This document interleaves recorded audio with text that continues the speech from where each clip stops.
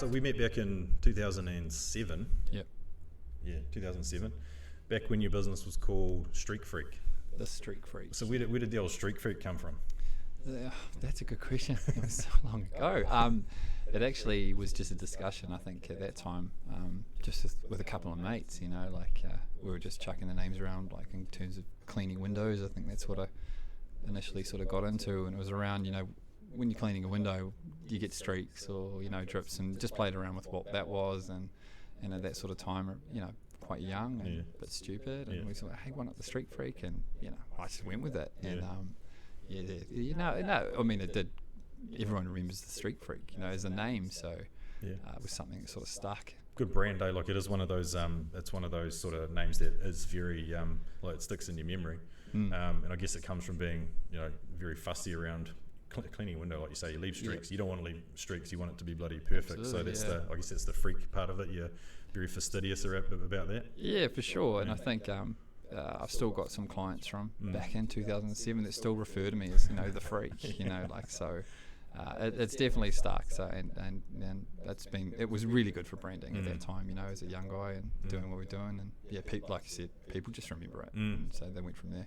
And so I guess the decision to rebrand and go for NZ Facilities, which is what the business has been known for about how long now? NZ Facilities has been a name now, I think, about 5-6 years. Okay. So it came about just as a service change, really, of how the business was going, and what I thought needed to evolve and what we were doing, and not just be a one-stop, not just be a window cleaner or a building washer, but offer these services to clients that is a one-stop shop to them. So we came up with an adult name, I suppose. Yeah, it's very much an adult name. Yeah, I remember getting an email from you guys when the change came, and I was like, oh man, NZ Facilities. You're not the only one.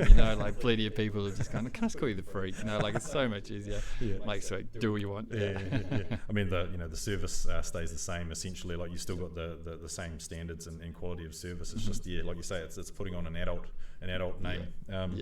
And so that time when you went from, say, Streak Freak to NZ Facilities, what was the main driver to do that change for your business? Were you looking to add services, or were you looking just to expand, or what was the go? I think the driving change was just not being so one-dimensional. So I could see a gap opening up back then around clients and customers wanting to go to someone to offer multiple services.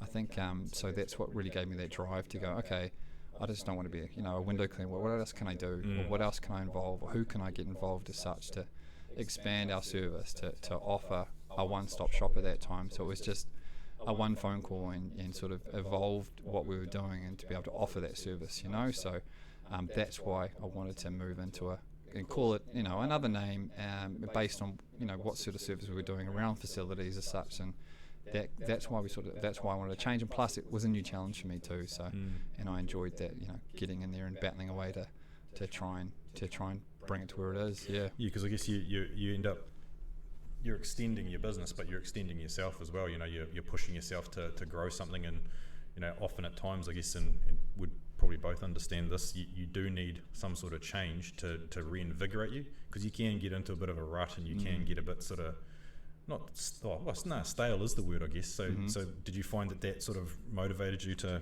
really have another push?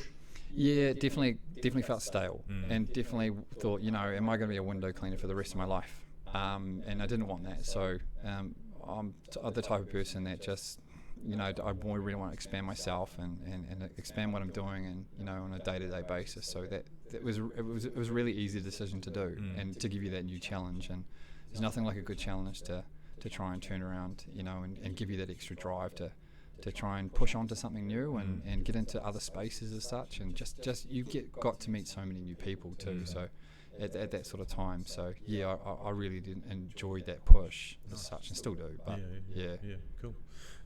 So if you break down the NZ Facilities, you got the NZ. So you guys, is it a nationwide thing? Yeah, so nationwide. So yeah, we've got a team in Auckland and Wellington. And we're currently just looking into Christchurch, so not far away from opening the doors there. So so based in the three. So and that's where we sort of want it to be, and then from there we can build from the areas that we're sort of working out of, and the idea around going into the South Island really excited me again to just to push on a bit more and open up something different, and want to sort of expand there and go further soon. But the whole idea was around that, just to offer that nationwide facilities at the moment. It's certainly the growing up side of things when you can say that you're nationwide. That's a big thing. And I guess Christchurch, now that it's 12 years on from the earthquakes, 12 years on, a lot more buildings that need maintenance down there. Like, how did you investigate the move down to Christchurch, or had you always sort of had connections down there? So be clear, I haven't opened them just yet in Christchurch just yet. So the idea around, we have some clients right now that are nationwide. So it obviously made the decisions a lot easier to go, okay, cool, we can do this and have a really functioning company down there. And so we have those clients at the moment, and we have them just outside of Canterbury and Christchurch as well. So it is an easy decision, and looking forward to ticking that box when it's done. But so it's still in the pipeline. It's still in the pipeline. Unfortunately, I can't say too much more on it. Cool. We'll get you back on when it's actually done. That'd be cool. I don't want to jinx it either. So and so Wellington, how's the setup down there? Have you got pretty much like an identical copy of your service up here? Is it the same down there? So a full identical copy up there, so a good team down in Wellington. I think a team of 5 down there now, so like a fairly strong team that operate in central Wellington and outside all the regions as well, so they cover a lot of ground, and then also some upper North Island sort of areas too, which is down there, and that team has been going down there I think for about 4 or 5 years now, so they really kicked on and have done some really good things, and they're good people too, so that's the key. It makes it easy. That's the key. So do you have to do a bit of travel, or do you kind of leave them to it and pop down once a year or something, or how does that work? So I sort of do leave them to it a little bit, but I pop down not as much as I want to, and especially during these sort of times, you can't just jump on it. It's been quite tough, but we're always in regular contact. I know we all know what's going on and so forth, but I would love to get down there more, but they're self sort of operated and run all the same systems up here, so everything's fairly transparent anyway. Nice. Nice. So the facility side of things then, so what do you guys define as a facility? Because it could be anything, but you must have a specific sort of description of what a facility is. Yeah, for sure. So NZ facilities. So we're a commercially based property maintenance company. So we solely sort of via our trade around that sort of side. So when we say facilities, this is around we're looking after someone's facility and the services we offer around those facilities. So the facility was, in terms of a name, was a little bit catchy. It has been a little bit, a bit of a hiccup as well. Thinking, we're property managers or facility managers. And FMs type thing. FMs, So. We're not FMs. That's a different role again. So, but the whole name around the facilities was just what we offer in terms of for a facility, and that's how that's worked. So with your service offering, does it sort of encompass, say, the entire needs of a building? Say, let's talk about a 20-story, say, office block, for example. You guys could go there, do a plan, or you've got all the services that can take care of the facility and keep up with the maintenance and that sort of thing. Yeah, correct. That's what part of what we do for sure. So offering that full facilities package, where we can put together like program maintenance plans for buildings from 1 to 5 years, and how we're going to look after the asset as such, and then not only just have those pre-programmed works, but then also offering our sort of 24/7 reactive maintenance works too. So it just makes that one-stop shop a little bit easier for facilities managers or property managers in terms of how they operate their buildings and how they do their job. That's what we want to be able to help them do their job and help that building operate as efficiently as possible. As far as the different services that you guys provide, talk us through bang. Yeah, cool. We've got 3 teams. We're such we call them 3 stages of NZ facilities. We've got a full external unit that operates, in building washing and window cleaning and gutters and roof and height work and so forth. That's one team, and then we have our maintenance team that are based on, and all they do is solely maintenance in terms of handyman, builders, painting. God, it just goes on. These guys, that operate with us, we're quite lucky. A lot of them are all ex-builders, sort of been there and done that, and they've come in and small to medium-sized work is where we really specialise in as such. So that they offer that whole sort of service there, and then we've got a grounds team that jump on lawnmowers and so forth, and garden care and so that's how we sort of break it up. And that's how we sort of, when we're looking for others to come into the team, it's what team are they going to fit into. So that's how we operate. I was another podcast I did yesterday was with a guy who owns a small maintenance business, and we were talking about the cycle of I guess at the moment we've been in this construction cycle for so long, and so construction boom, blah blah blah. When that boom eventually tails off, or comes to a grinding halt, then everyone wants to get into maintenance, because that's the ongoing, like the slow but sure side of the business. Do you guys find the same with yours? Yeah, I think what we sort of found is, back in, say, 5 years ago, we'll move that back, no one wanted to do the small stuff. No one wanted to come and do the reactive stuff. No one wanted to come in, hey, the door's fallen off, can you come rehang it? They were too busy doing construction as such. So where we found our spot was exactly that. We took that, we saw that sort of space, and we went, okay, let's push on that. And that's where we've built our thing, our brand along, and what we do. So to this day, we've definitely noticed a change at the moment in terms of what construction companies are offering, and they're starting to open up maintenance brands again. We're sort of holding our ground, which is good. So we've been able to keep up what we do and just expand on it, because it's definitely something we're good at, and that's something we're comfortable in saying. We can, we'll say we'll do what we say as such. So. But it's definitely starting to open up a bit. We're starting to see them pop up all over the place in terms of getting back into maintenance, because buildings, you get to a sort of point where you can't do anything more as such, so you can tidy up a building so much. That's sort of what we're sort of getting to on some of them. You can only do so much in terms of how, once the building's operational and you're done with your maintenance, then what? So then you're just around for reactive and then the upkeep as such, and then you're trying to move on from there. So it's definitely a changing space at the moment, I believe. I've noticed, I've probably seen 2 or 3 construction companies set up or start up maintenance divisions in the past 6 or so months. So it's interesting. Or maybe they know something's coming to an end. Well, who knows? Potentially, eh? Potentially. Well, it's also tough, right, at the moment. So I think having discussions with a couple of colleagues and so forth. Materials are really hard to get at the moment, so young person's game. They're still out there. They're still out there, and that's. It's amazing actually. How they still have their motivation, or if so to do that. But definitely more of a young man's game. I feel it's really hard on your body. And it doesn't take much. I know my brother's an abseiler over in Australia, and he's fairly young and he's breaking down now. So I think you've got to be fairly fit, and you definitely got something wrong. A bit of a screw loose also to try and do that. It can be a very daunting task. Yeah. So have you had a chat with him about the differences or similarities in Australia? Like, are the rules over there a lot more strict for the abseiler? I think they're starting to be very similar in terms of where they go with policies and trainings and so forth. They are starting to align a bit now. They are probably a little bit stricter in Australia to a degree, but as opposed to a few years ago, New Zealand probably a little bit behind the 8 ball. I think by looking at 2 standards, but now these days there are starting to align ourselves. I think with both standards. Yeah. Yeah, that's certainly what I've heard from other health and safety experts as well. They reckon that things are, definitely improving in New Zealand, and to the point where we're on par with Aussie. Maybe not quite the UK yet, which seems to be the gold standard, but it's all heading that way. So aside from you've got your people, obviously, you got your building.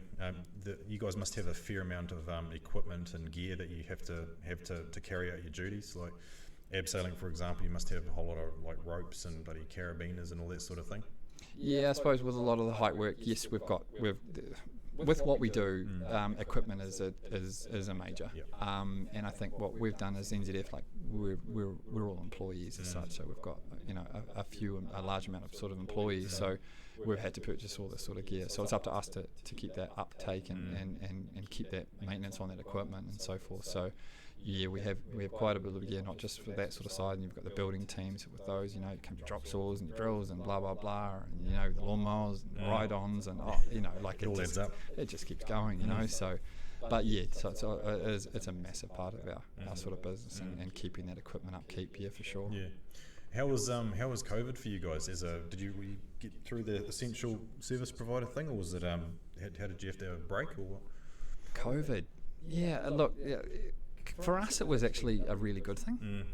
If I'm really honest, yeah, sure, it was tough. Yeah, cool. But it also gave us a bit of a reset. It was able for us as an industry.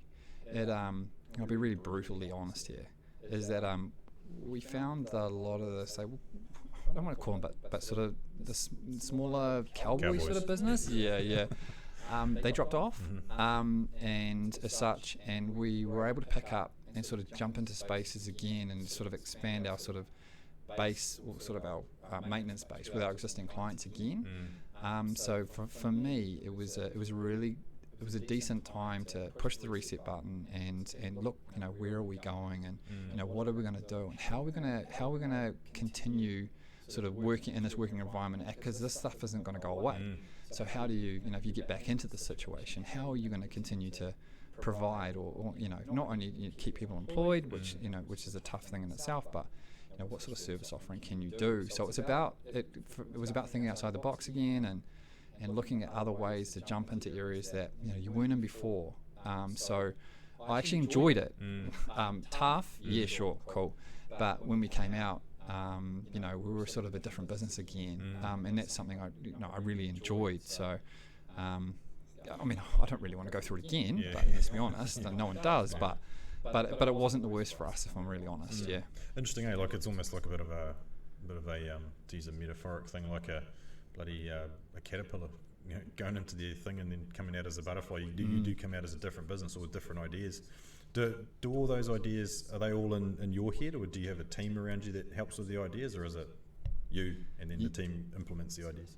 Yeah, so it's a funny one. So I'm pretty, my head doesn't stop, I suppose. So yeah, to be fair, it was a lot to do with myself, but yes, definitely the team had other inputs around, what can we do, and no one really shied away, and everyone still wanted to keep busy. So it was just about having those chats around our environment and where we're at the moment, and what we're seeing around on social media, and what service offerings were going on, and are we going to jump on the back of that? Are we going to jump on the back of this, or should we open up another avenue as such, and try that avenue too? So, but you're the driver. Yeah, unfortunately. Yeah, that's your role. Eh? Yeah. You're doing bloody well at it. So that's interesting, because I guess as I've been doing these podcasts, just talking to different business owners about that sort of thing, and quite obviously the business owner tends to be the driver of the business, but it's whether or not they have a team around them that can talk them through their different, because not every idea is a good idea. Nah, definitely not. Sometimes you need people to go, have you really thought about that? And quite often or not, they go, well, no, I haven't. Let's poke some holes in it. But I guess that's the beauty of having your own business. You can make those choices and press go on things or press stop on things when you want to. Yeah, for sure. I think, and also, I'm quite lucky. I've got a good team in terms of like our management team that they're good people, and they have their own ideas too, and they'll tell me when I'm being stupid as well, and that's great. You want to be told and as well that some of these ideas are a bit stupid, and believe me, some of them were really stupid, and to be told just back off, just chill for a second, and just put start again, and it was really good. So it wasn't sure, I drove it as such, because I'm as a business owner, you're sitting there, you want to pay these people, you don't want to let them go either, right? So you want to do everything you sort of can to keep income coming through and client base. You don't want to drop off, so you're really going into overdrive in what you're doing, but and sometimes you can just really go that little bit too far, I suppose. So it was good to have people really keep me honest too, and it wasn't just also my family too, right? They was like, just chill, Kayne, just switch off now. There's nothing you can do, So it was nice to be able to have that sort of input. Where because I don't know where we'd actually be without COVID, and that's something I actually think about. Going, okay, what if COVID didn't happen? Cool, good point. So will we stay on the same track, or like what sort of direction would we be in? Like I think it's those questions too that So I think COVID was not just for me, for others as well, that it may have been a good thing. Yeah, and I totally understand that. Like it's really hard for hospo and in those areas, and it's horrible to think what they're going through, but also, you know. I think you're right in that it made people sort of reassess. Like, we know that it was bloody hard for a lot of people, but there's also, there has to be a bright side to it. It can't just all have been negative, and I think it made people, you know, a bit more resilient, made them think on their feet, like, shit, how are we going to adapt our business? You know, like a lot of the food places were like, okay, let's, we can still do food, but we have to, like, people have to come and pick it up, or we deliver it or whatever, or so it made people think outside the box. And I think as Kiwis, we're generally pretty good at that, but I think it probably went to the next level. Yeah, and I think I like how you said think outside the box. You know, like I'm a big believer in that as well. So like personally, I'm always, you know, I've heard a lot of people going, you know, they've got their own businesses too, and like, you know, this is so hard, and I need this and that. But you know, like, you've got to think outside the box. Like, if you've got to adapt to the times, like if you want to do your thing, and, you know, that should be like a driving motivator about, you know, like, think outside the box. What can you do? What's going to put food on your table, or pay, you know, and so forth. You know, you can't just be so one-dimensional and sit back and just blame others. You've got to move with it. Yeah, take the ownership, hey? Take the lead. Yeah. So you mentioned before about sort of the smaller cowboys, let's call them, sort of dropping away. Have they sort of come back in, or have you guys? Do you keep an eye on your competitors very much? So good question, really good question. Used to go, you know, what are these guys doing? Biggest mistake. Think about what you're doing. You know, only focus on you. Like, you're the only one. You know how I've looked at it is that we're in control of our own destiny as such. Every decision is based on what we would do. So I've really focused on us, and same with our sort of team. We just focus on NZF. You know, as a short. Don't worry about anyone else. You know, we know that in our industry, you're only as good as your last job. So I couldn't care less what someone else was doing outside the side, and what they've got in or whatever. We've got to, you know, we've built ourselves to be in a situation where we are, to be, you know, we're a really good service provider, and we want to continue. So how can we strive to keep doing that? So just worry about us, and worry about, you know, the next job or the next day. Don't get too far ahead of ourselves. Never underestimate, you know, what can actually happen. Just really focus on us. Yeah, that's cool, man, and that's like a real good. I guess that comes with time, though, right? Like you don't normally think like that when you first start out, because you are sort of looking around, going, "Oh shit, what's everyone else doing?" But you know, the fact that you've been doing it. What did you say? You started in 2000. 2000, so 22 years now. Yeah, been doing this sort of for myself, I suppose. Yeah, 22 years. So have you ever had a job like for someone else, or have you always worked for yourself? I had a job where I worked at like a sports shoes or something. Smith Sports Shoes. I worked at Smith Sports Shoes. Yeah, actually, I did. Yes. I worked. You know, I did the bars, and you know, I did that. I did. That's the only time I've really been employed. You know, when I was at uni, I think so. But otherwise, you've always been in charge of your own destiny. Yeah, always been in charge of my own destiny. Yeah, for sure. Where do you think that came from? God, I don't know. That's a good question. Like, again, I think about it as well. You know, what drove me to do that? Well, I know why it drove me to do it, actually. You know, I was at uni doing like Bachelor of Communications, I think. I was sick of being broke. Yeah. And I met a guy, he's still doing it, actually. His name's Sky. Works at the lights and is cleaning windows. You know, he's one of the originals. Yeah. He must have been doing this for like 25 years, and he was actually making some money. Yeah. He still is, I think, And I just thought, man, I need to make some money, and how am I do this? So that's where it all came from. Just sick of being broke. I just wanted to live. I wanted to go down and buy myself a beer, and have a bit of fun. So I took that route. You know, so I didn't finish my degree, to be fair. So I did a couple of years as so forth. Then I thought, you know, like I need to do something for myself as such, and that's how this has sort of came about. Yeah. I remember the old the BCom used to be the qualification that people took the piss out of back in the day, and I was like, it was the one where you said, "Oh, would you like fries with that?" or whatever. They used to talk about it pretty derogatory, but shit, now it's like essential. Communication is so like that's all we do these days is communicate via phones, you know, mobile, bloody social media or whatever. You know, and I think those guys that did it back then almost like pioneers now. Correct. Yeah. And it's like where has it got me? I'm not actually sure, but what it's sort of done, I think, in terms of how I sort of operate NZF is that I'm, you know, like silence is deadly. You know, like in the industry, silence is deadly. If you don't communicate, you're done. Yeah. You're done. So it's about over communicating, and then I figured out what I'm good at, and you know, I seem to be able to communicate quite well, and you know, figured out sort of, okay, where can I take this sort of side of things, and keeping that sort of focus. But yeah, that's when you first started, well, Street Freak as it was back then, when you first started your own business, were you Did you actually know much about business? Like, did you know like the ins and outs and bloody invoicing and all the stuff that you had to do behind the scenes, not just the service that you're providing, but all the background stuff? Nah, not at all. Not at all. Didn't have a clue. Yeah. I remember back then it was I think it was we sat down with my mum and we made some flyers and I went door knocking. Nice. I just went door knocking and I went and bought my first sort of kit from Payless Plastics. Yeah. That was it. And I remember doing one of my first jobs was a takeaway store in somewhere in Henderson or something. And had no idea what I was doing. I was just like, oh, I can do this. It was fairly easy, and so sort of got into it. But yeah, that's how I sort of got out there, just door knocking. Yeah. How did you actually learn back then? Because these days to learn about stuff, you just pretty much go on YouTube and you go, how to blade a window. There's bloody thousands of tutorials about how to blade a window, for example. Now there is, eh? Yeah. And so, man, most things you can learn just by watching on YouTube. But how did you sort of learn back then? Was it trial and error? Or? So I was quite lucky. Definitely trial and error. I was quite lucky. I got my first job. Actually, my first real good job was a commercial space. Actually, when the PwC tower was built, and I had an opportunity to go in there and clean all the inside windows.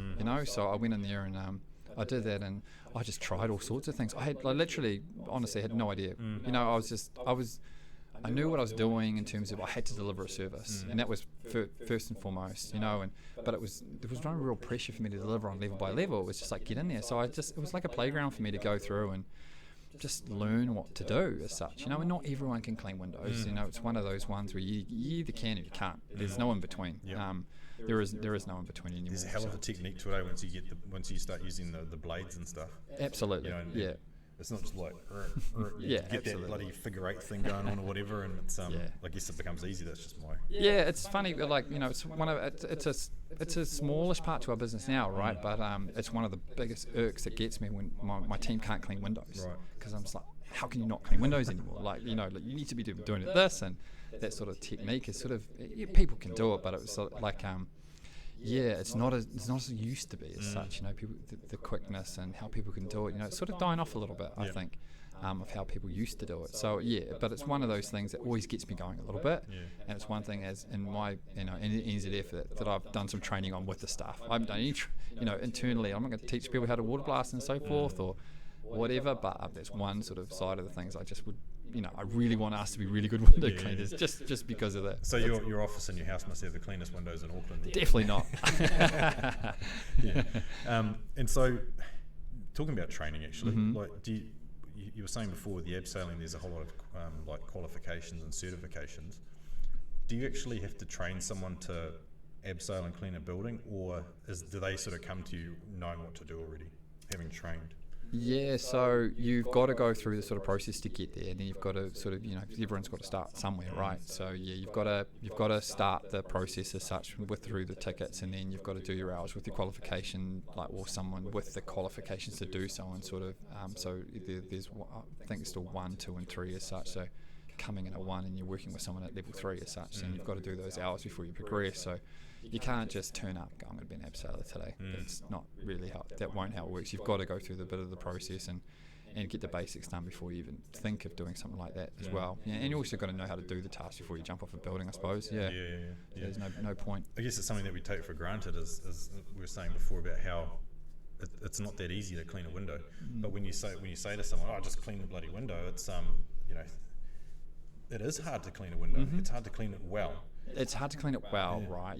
It's hard to clean it well. Like you can be with your spray bottle and take 30 seconds as such to do it. But generally, if you're doing it well, you can do it 3 seconds. So it's sort of how quick can you do it in terms of, as a business and being offered this service and how you're going to make some money. You've got to do it as quick as you can. So it's been how to be able to do it quick and perfect. Yeah. What's the sort of, is there any sort of latest and greatest technology in your guys' industry that's either helping you or like potentially might replace you guys one day? Are we going to see like bloody robots climbing up and down outside a high-rise cleaning the windows, or do you think it's always going to be a human job? Well, you're seeing that now. So there are these robots around that are some being thrown off these buildings that can go up and down there. I think more overseas, definitely. Starting to see them. I'm not sure how far away they will be in New Zealand, but I can't see them being too far off. Or there's also I'm seeing a lot of electro water blasters instead. What's that about? So I think it's more. I haven't done enough research on it, to be fair, Brady, but I have been seeing a few posts with with a couple of with truck-mounted heavy-duty water blasters, but they're all electric powered. So that's a great initiative and something that's instead of like a diesel, like a petrol instead of the old petrol, diesel powered, whatever. That's sort of I'm starting to see them, but I think that sort of side. I think there's always going to be a need for it. I think when it's the maintenance sort of side, when you've got someone you need to paint something or replace something, I think that's always going to be around. I might be wrong, but I don't think I am. But I think that's something that's going to be always needed. Mowing lawns, right? Seeing the robotic lawnmowers coming out, and it's just where you can ring fence them all. And I think that's only a matter of time before, saying maybe commercial clients start to invest in that type of thing. Like, why pay someone else if you have this robot, and if it's secure enough, let it go. So I think they're really working on that. So always looking around at that sort of side of things of what's coming in and what's beneficial and what can be added on to the business too as such. So So you've always got your eye out there on sort of what's coming, and always got my eye on that part. Just to see and what you want to make your job easier, right? So of course, and you want to make the people that do it easier, and I think this day and age too is also injury is a big thing, and you want people to working as long as they can, and they want to too, so if you can make their job easier, why not? So keep them involved. On that injury thing, like we sort of briefly touched on it before, but health and safety must be massive for a company like yours, where you're, especially with the abseiling, but also with even mowing the lawns these days, you've got to have a standard operating procedure for how to start the lawnmower, how to empty the grass, and all the safety gear that someone mowing the lawns even has to go through. Do you guys pay a lot of attention to the health and safety side of things? Oh, massive! I think now, because it's I as a business owner could go to prison, but it's huge. So yes, you're right. SWMS safe work method statements and JSAs for each and every individual task is required. It's not just having the paperwork, but you've got to understand it too, and that's another obstacle that that can prevent some people too. It's just the understanding of it. You can have all these JSAs and SWMSs, and everyone's got them, but do you understand them? So for us, it's about training and getting people to understand those methods, and turning up to that job and doing what we say what's going to be on there. So not just to do the job well, but to keep them safe and keep us safe as such. So that's been the biggest sort of thing that we have really focused on a little bit, is getting understanding of it. You talk about the main thing with health and safety being that you want to go home at the end of the day.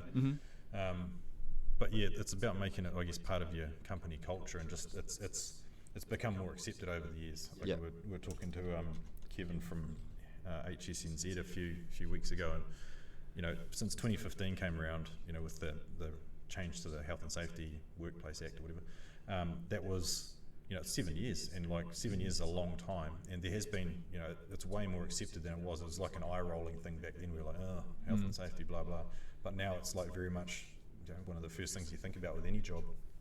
Correct. It's always evolving, right?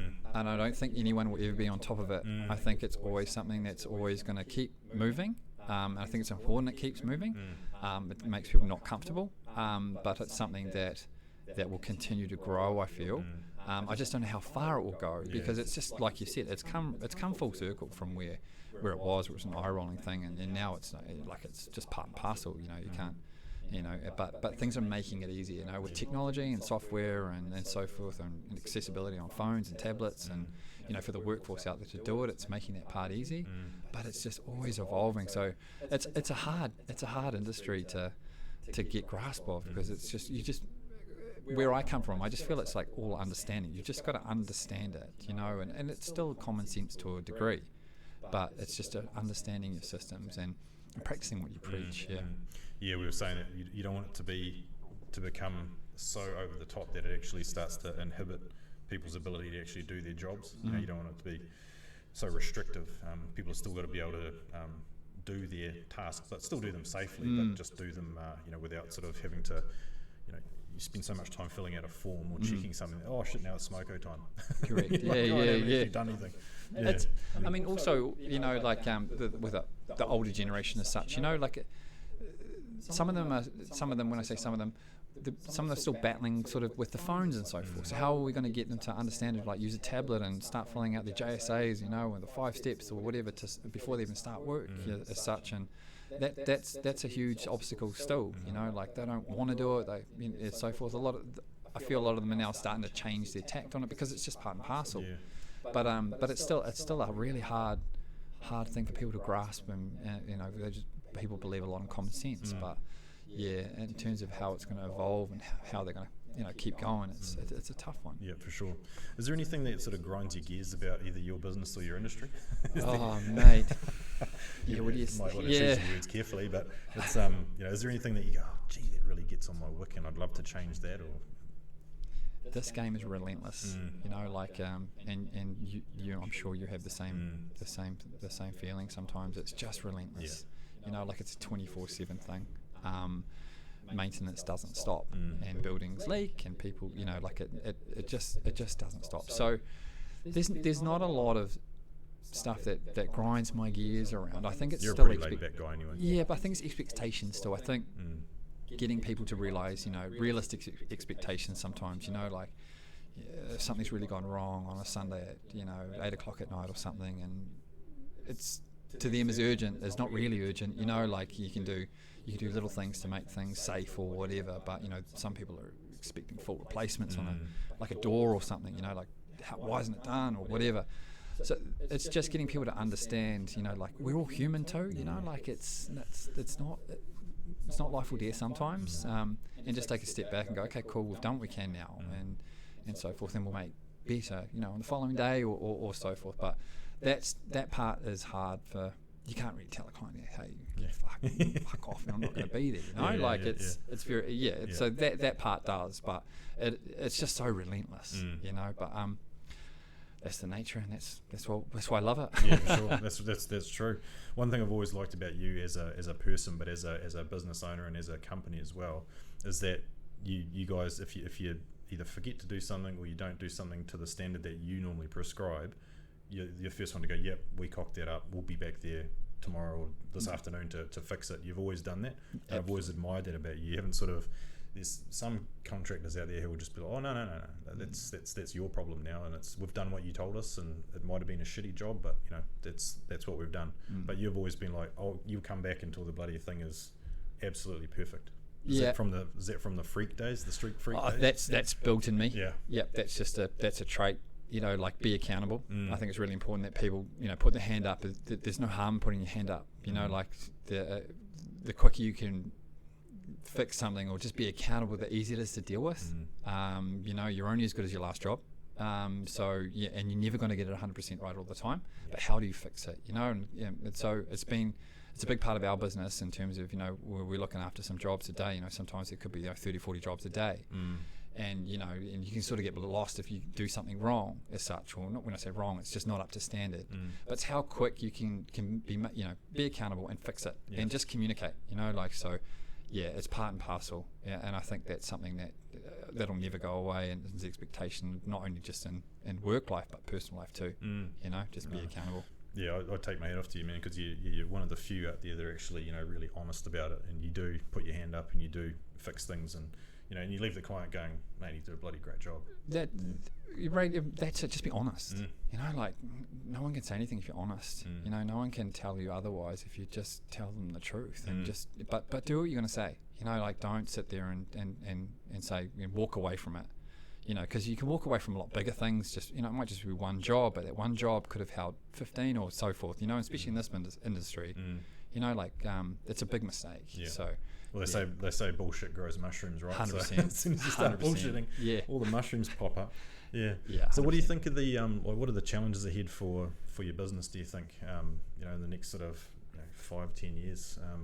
I guess we've already been through a really challenging time in the last couple of years. But what do you think? Looking ahead, what are the challenges for NZ Facilities? Really good question. Biggest challenge I think right now is people. Skilled people.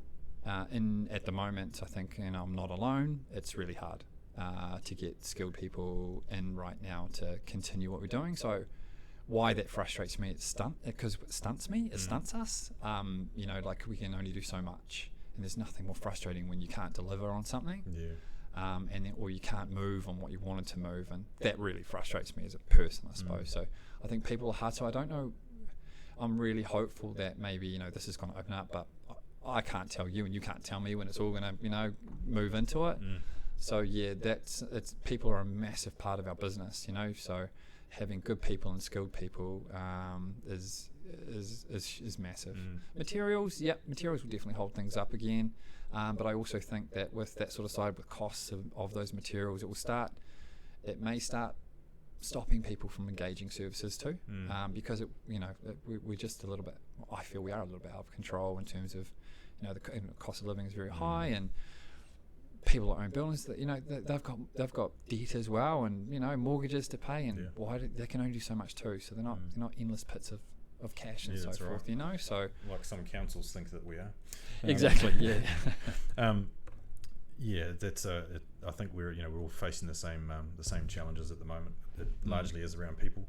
But I think with the borders opening up again, or they are open now.